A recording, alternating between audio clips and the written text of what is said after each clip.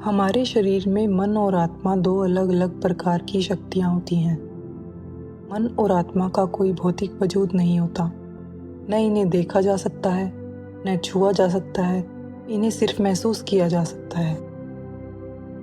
मन तीनों लोकों के भगवान का हमारे शरीर में एक अंश है और इस अंश के माध्यम से तीनों लोकों के भगवान तक पहुंचा जा सकता है, जो केवल एक शक्ति ही है और वह शक्ति उसको प्राप्त हो जाती है। कृष्ण, राम, ईसा मसीह, बुद्ध, हजरत मोहम्मद जैसे कई महान लोग हुए हैं जिन्होंने इस शक्ति को प्राप्त किया है। हम चाहें तो इस शक्ति को हम भी प्राप्त कर सकते हैं, लेकिन हमें केवल इन शक्तियों को मिलने की शंका रहती है। हमें इस पर भरोसा नहीं है। हम केवल महान लोगों की पूजा करते हैं, लेकिन उनके दिखाए रास्ते पे नहीं चलते। भरोसे से बड़ी कोई ताकत नहीं है। अगर आप भरोसा करते हैं तो ये आपके हाथों में होगा। मन की भक्ति कंडीशनल प्यार होता है, जहाँ भक्त बदले में कुछ चाहता है। मन की भक्ति से आदमी भौतिक संसार से कुछ भी प्राप्त कर सकता है। राजा भी बन सकता है, अभिनेता, धनवान और प्रसिद्ध व्यक्ति भी बन सकता है। घर, कार, धन, प्रतिष्ठा, प्रेम, स्वास्थ्य, शक्तियाँ, हम कुछ भी प्राप्त कर सकते हैं, केवल विश्वास के साथ मन का ध्यान लगाकर, मन की भक्ति करके। मन हमारे शरीर में दिमाग यानी हमारे ब्रेन के माध्यम से काम करता है। ब्रेन एक प्रकार का अंग होता है जिसका भौतिक वजूद होता है। यह केवल एक औजार है, एक यंत्र है। ब्रेन के दो भाग होते हैं, कॉन्शियस और सबकॉन्शियस। दिमाग का केवल 5 से 7% भाग ही कॉन्शियस होता है, जो सभी बाहरी कार्य करता है। बाहरी कार्य जैसे हमारे जीवन की सभी सूचनाओं को ग्रहण करता है, उनका विश्लेषण करता है और अनेक प्रकार की संभावनाओं के बारे में बताता है। कॉन्शियस ब्रेन सभी प्रकार की जानकारी को अपने मेमोरी सेल्स में सहेज कर रखता है। जैसे कि हम कोई किताब पढ़ते हैं तो हमने उस किताब में जो भी इंफॉर्मेशन ली, जो भी पढ़ा, वो हमारे कॉन्शियस ब्रेन में स्टोर हो जाता है। कॉन्शियस ब्रेन में पहले सूचनाएं डाली जाती हैं, तभी उन सूचनाओं के आधार पर वह अपने सभी कार्य करता है। ब्रेन का शेष 93 से 95% भाग सबकॉन्शियस होता है। यह हमारे शरीर के सभी आंतरिक कार्यों को करता है, जिससे हमारा शरीर और सभी अंग तंत्र ठीक से कार्य कर सकें। जैसे कि शरीर में उत्पन्न सभी प्रकार के हार्मोन्स या रासायनिक पदार्थों के निर्माण, उनकी क्वालिटी और कितनी मात्रा में उनको रिलीज करना है, इन सब का हिसाब किताब सबकॉन्शियस ब्रेन ही रखता है। सभी मनुष्यों में कॉन्शियस और सबकॉन्शियस ब्रेन को प्रयोग करने की सामर्थ्यता अलग अलग होती है। हम यह भी कह सकते हैं कि प्रत्येक मनुष्य का अपना एक स्तर होता है, एक क्वालिटी होती है और उसी के अनुसार उसमें ब्रेन के प्रयोग करने की सामर्थ्यता होती है, किसी में कम तो किसी में ज़्यादा। दिमाग के बाहरी और आंतरिक कार्यों के लिए जो उत्तरदायी होता है वो है मन। मन ही वह शक्ति है जो दिमाग को नियंत्रित करती है और उससे अपने अनुसार कार्य करवाती है। किसी भी प्रकार की संभावनाओं में से किसको जीवन में अपनाना है, लागू करना है, इसका फैसला मन करता है। मन अलग अलग इंसानों में अलग अलग प्रकार के कार्य करवाता है। इंसान का स्तर ऊंचा हो तो मन भी उससे वैसे ही कार्य करवाएगा, और अगर आदमी नीचे स्तर का हो तो उससे निम्न स्तर के कार्य ही करवाएगा। सभी मनुष्य लगते तो एक जैसे हैं, परंतु उनके स्तर अलग अलग होते हैं।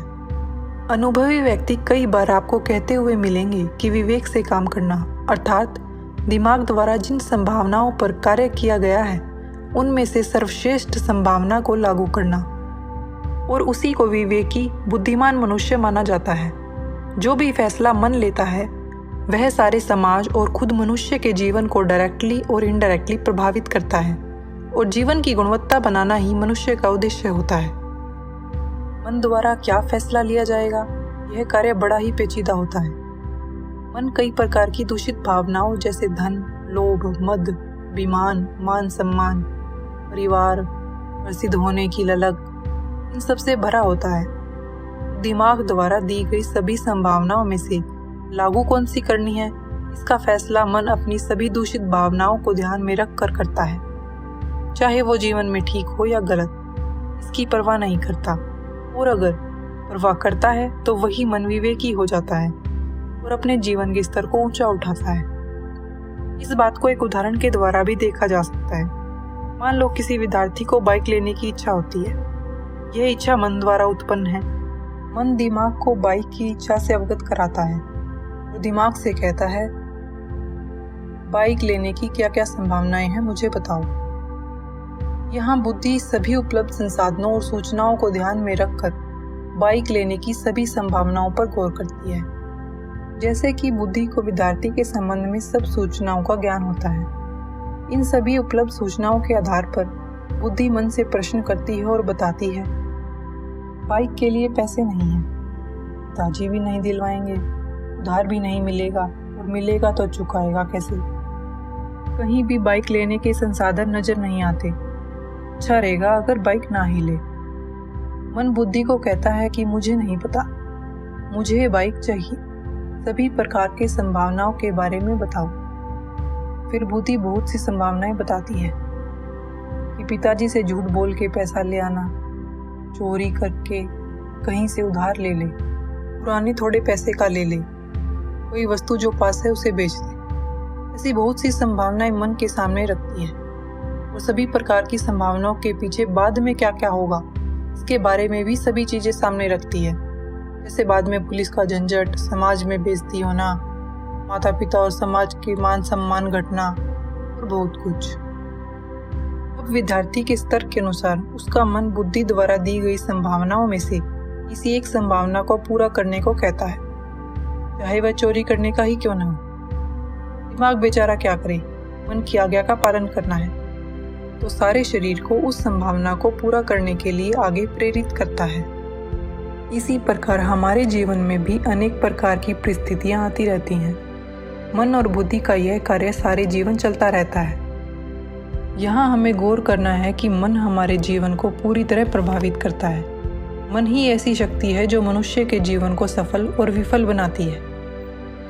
कुछ अध्यात्म में लगे हुए लोग कहते हैं कि मन को मार दो, यह मनुष्य को बहुत तंग करता है, जीवन में शांति नहीं रहने देता, जीवन में आनंद नहीं होता। मगर मन तो कभी भी नहीं मर सकता, क्योंकि मनुष्य जीवन को चलाता ही मन है। ऐसी बात नहीं है कि मन केवल बुराई का ही प्रतीक है। मन और आत्मा दोनों में ही सकारात्मकता का गुण पाया जाता है। मन की दूषितता मनुष्य के स्तर के अनुसार अलग अलग मनुष्यों में अलग अलग होती है। मनुष्य का स्तर उसके पिछले जन्मों में किए गए कर्मों पर आधारित होता है। अगर पिछले जन्मों में अच्छे कर्म किए हों तो मनुष्य का स्तर स्वतः ही ऊंचा होगा और मन भी उच्च स्तर के निर्णय ही लेगा जो मनुष्य के जीवन को सफल बनाएंगे। अब बात आती है आत्मा की। मन की तरह ही आत्मा भी एक अदृश्य शक्ति है। जिस प्रकार मन काल भगवान का अंश होता है, उसी प्रकार आत्मा दयाल भगवान का अंश होता है। मन और आत्मा एक दूसरे में गुथे हुए होते हैं, दोनों हमेशा इकट्ठे रहते हैं। या हम ये भी कह सकते हैं कि मन हमेशा आत्मा पर सवार रहता है। मन तो पंगु होता है, चल नहीं सकता, कहीं जा नहीं सकता। मन कहीं जाने आने के लिए, कोई कार्य करने के लिए हमेशा आत्मा का ही सहारा लेता है। आत्मा ऊर्जा का सोर्स है। शरीर के सारे काम और मन के सभी कामों के लिए ऊर्जा आत्मा से ही प्राप्त होती है। आत्मा सभी चीज़ों को जानने का काम करती है। यही शक्ति आंखों पर बैठकर देखने का काम करती है, कानों पर बैठकर सुनने का काम करती है। इस प्रकार बुद्धि, मन और आत्मा तीनों ही मिलकर सभी कार्यों को करते हैं, जिनमें दिमाग एक प्रकार का यंत्र का काम करता है और मन उसको कार्य करवाने का निर्देश देता है, और इन सभी कार्यों को करने के लिए ऊर्जा आत्मा देती है। तीनों एक दूसरे से जुड़े हुए होते हैं और कोई भी कार्य करने में एक दूसरे पर निर्भर हैं। जिस प्रकार से कंप्यूटर में एक हार्ड डिस्क होती है, उसमें सभी प्रकार के आंकड़े जमा होते हैं, प्रोग्राम जमा होते हैं, उन सभी के बारे में सूचना कंप्यूटर के पर्दे पर होती है। कौन सी सूचना और आंकड़ों का प्रयोग करना है, इन सभी को निकालने के लिए स्क्रीन पे एक पॉइंटर होता है, और यह पॉइंटर ही उन आंकड़ों को जैसे प्रयोग करना है करता है। इन सभी क्रियाओं में बिजली या ऊर्जा की भी ज़रूरत रहती है। इस हार्ड डिस्क को हम दिमाग कह सकते हैं, जिसमें सभी सूचनाएं होती हैं, सभी प्रकार के प्रोग्राम होते हैं। उन सूचनाओं और आंकड़ों के साथ खेलने वाला पॉइंटर हमारे मन की तरह है। तो हम कह सकते हैं कि मन आंकड़ों के साथ खेलता है और आत्मा उस ऊर्जा के समान है जो सभी प्रकार के कार्यों को करने के लिए चाहिए होती है। इसका अर्थ साफ हो जाता है कि तीनों ही मिलकर कार्य करते हैं, परंतु सभी कार्यों को करता मन ही है, अर्थात मन दोनों पक्षों के ऊपर नियंत्रण करता है। यह स्वतंत्र है और अपने अनुकूल ही कार्य करवाता है।